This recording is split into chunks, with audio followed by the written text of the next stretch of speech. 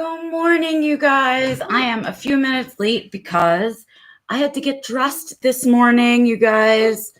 It is so early here in Colorado, as it's 8 o'clock in Colorado, and I had to get up like a half hour ago or something like that because I needed to get dressed before we do this shindig here, because I have things to do today.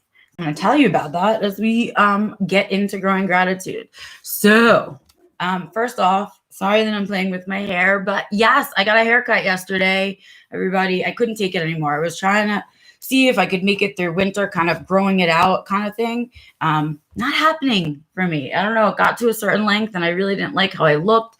And it reminded me of my stepmother.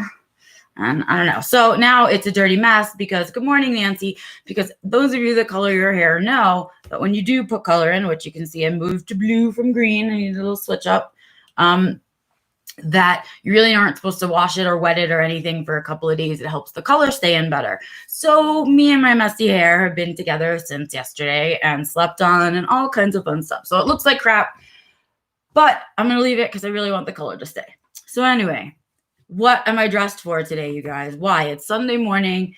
The food truck is closed this week. We are doing some maintenance on it, and I'm up and dressed anyway. Why? Well, let's talk about it. First of all, welcome to Growing Gratitude. This is something that I do on Sundays where I spend a little time kind of really vocalizing things that I'm grateful for this year. Hey, CV, for this week, rather, that I just want to talk about. And the hope is that the more I kind of am aware and paying attention and out loud acknowledging the things that I'm grateful for, more will grow. So I'm growing my gratitude. And my other hope is that while I'm doing this, if you're along for the ride, you too will grow the gratitude in your life. So that's the mission here on Growing Gratitude. And now let's get into the Growing Gratitude story time, you guys. So, morning, Morgan. Hey, Bill. Sorry, I was just reading Bill's comment. I can't imagine that your hair looks like you took a weed whacker to it. Anyway, so, thank you, CV. Let's do story time. So, couple of things that you need to know for this story time if you don't already know. The first is that my mom passed away. Actually, it'll be 6 years ago in January.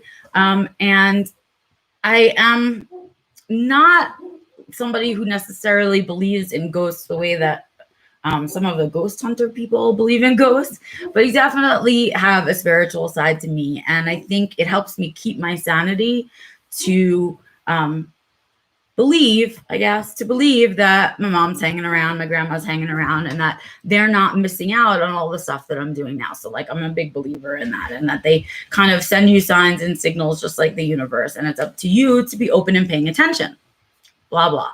6 years ago, my mom passed away. Fine. So almost 6 years ago. So she died in January of 2015, sorry, she died in January of 2015, and come December of 2015, right, it was her birthday, right? So her birthday is December 4th. It was just a few days ago. So happy birthday in heaven, Mama. And so it came about to be her birthday. And so here's the thing. Her first birthday, without my first of her birthdays without her, so the first December without her around, it was a rough year that first year. It was a lot of learning how to be truly alone on the planet, like truly alone, where there's nobody for you to sort of look to keep you balanced, right? And it was important, though, that whole year of learning to be alone and liking myself alone and being okay with being alone and everything was really important for me. So come around November of 2015, I meet somebody on the internet through my profile that all been autistic, all of that stuff. And we're chatting, and that was Antonio. And literally, he asked me out on my very first date because, mind you, all the other guys that I've been with never really took me out on dates. They never really asked me out on dates. We just kind of hung out until we were more than friends. And that's just how it became a relationship. So here I was at 40, right? Just about. And there it was. My first date. So Antonio asked me out on my first date. And when did he ask me out for, you ask? December 4th. That's right. He asked me out on my first date for my mom's birthday. Now, he didn't know anything about this. I don't think he even knew that my mom had passed yet. Okay. Like we really didn't know each other that well.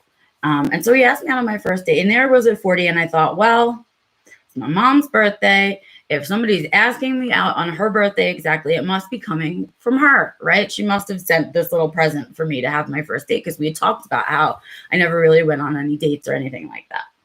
So I kind of was like, all right, I'm going to go meet this strange guy in the evening too, in the dark, and see what's going on. But I trust, because I really feel like my mom sent him, right? On goes the date. We have an awesome, amazing, fabulous date, right? And really, really good. And it was really like easy. It was easy. And I was nervous and all of those things, but whatever. As you know, all these years later, that first date turned into a pretty important relationship. And then he became my husband. So when I talk about how my mom tends to send me gifts on her birthday, this is what I mean. She sent me Antonio. She sent me a few other things, less big, but important for me on her birthday. So this year was no different. No freaking different. Okay, because here's the other half of the story. You guys know that we were having all kinds of trouble here, just trying to get our shit together for the food truck and all of that stuff. And you know, that was all going on. And at the same time, part of the reason that we were having such a hard time getting all the food truck stuff done is, you know, I was in the process of changing over out of doing so much advocacy work and into that. And so that's part of it. But then the other part of it is, winter arrived here in the mountains. And this year, it didn't just arrive in the mountains, it like flipped a switch in the mountains. So we were having days of 70 degrees, 75 degrees. It was beautiful out, all this. And then all of a sudden, frozen in like a week.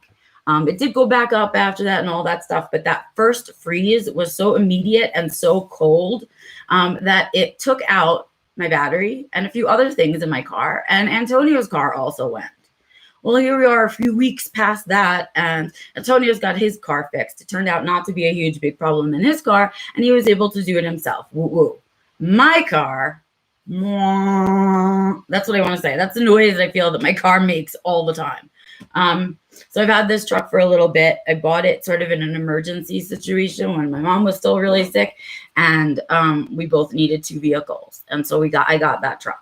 Okay. I wasn't in love with it. It did its job, all that stuff. I'm not that sentimental about it, but monetarily could have really used for the transmission not to go.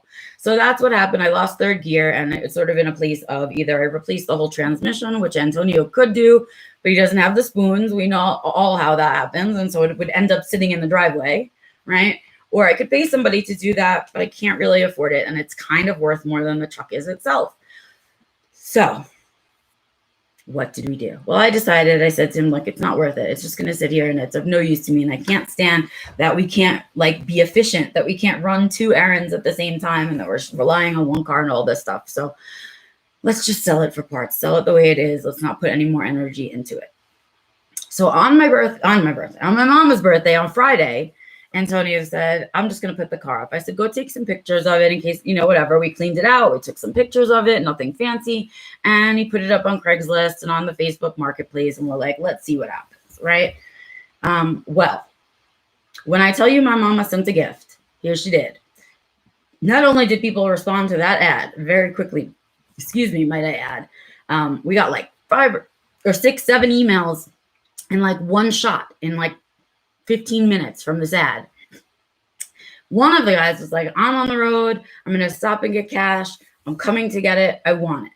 Please don't sell it to somebody else. And we were like, all right, we'll get up here. We'll see. And he said, I'll be there in an hour. So literally, he came up.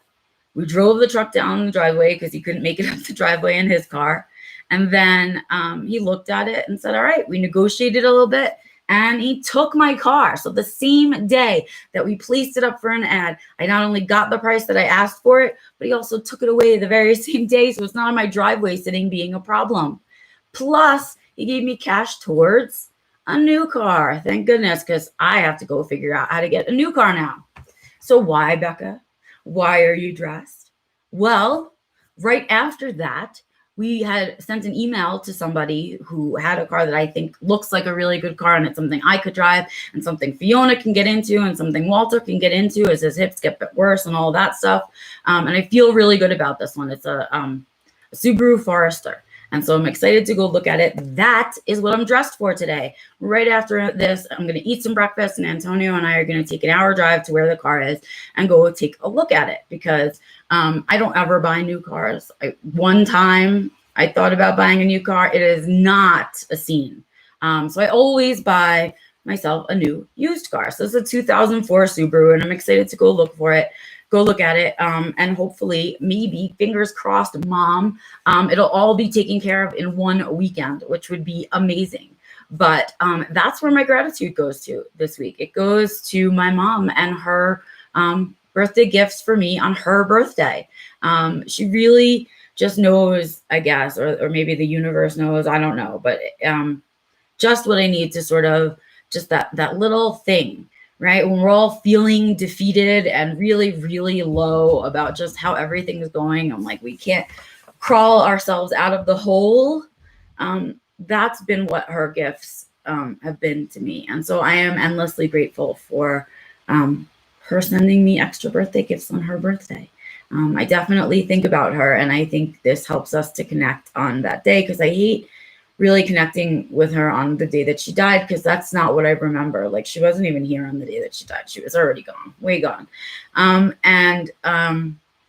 So I like to remember her on her birthdays. And I think that we've agreed spiritually to kind of make her birthdays a special day. And so this week's Growing Gratitude goes out to my mom. Thanks, Mom, for being around even when you're not around. I know it. I know it's you. So that's my story. That's my growing gratitude for today. I am grateful to my mom for her gifts on her birthday that include my husband and getting rid of my car like it was nothing.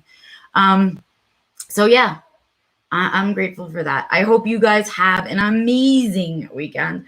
Fingers crossed, send all your good energy to me this morning, that this car works out and the drive isn't for nothing, and it can all be over. And go, if your mom's around, go give her a hug or give her a call, send her a text, something. Just know that not all of us can do that when we're feeling like it. So be grateful this weekend for who you do have in your life. Send some text, send some love, send some thank you, some gratitude to the people in your bubble that make it so that you can get up every day, because it's really important that they know that you notice. So do that for me today. Show some gratitude to your loved ones. As always, be busy creating joy and sharing joy. I will see you guys out on the interwebs. I'll be back on Tuesday for Being Back Alive. And then, of course, I'm just out there floating around. So leave me some comments. Let me know what you're thinking about growing gratitude, if it's affecting your life in any way, shape, or form. Thumbs up if you like these videos. Thumbs down if you don't. Your views and your thumbs up and thumbs down are the only way that I have of knowing if you like what I'm doing and if I should keep doing it. So please let me know. Also, leave me comments. Share this video. Do your thing. Let people know you found something cool if that's what you think that it is. I will look for your comments wherever you see this video. And you can, of course, always reach me directly at beccalori.com. That's LORY.com. I have a contact page there that emails me directly. My email, if you want it, is info@beccalori.com. So yeah, I say go out there. Share some love, share joy, create joy, and I will see you out in the world. Have an amazing Sunday, you guys. I will see you on Tuesday for Being Back Alive. Here I go to see a car. Come on, car. Okay. Bye, guys.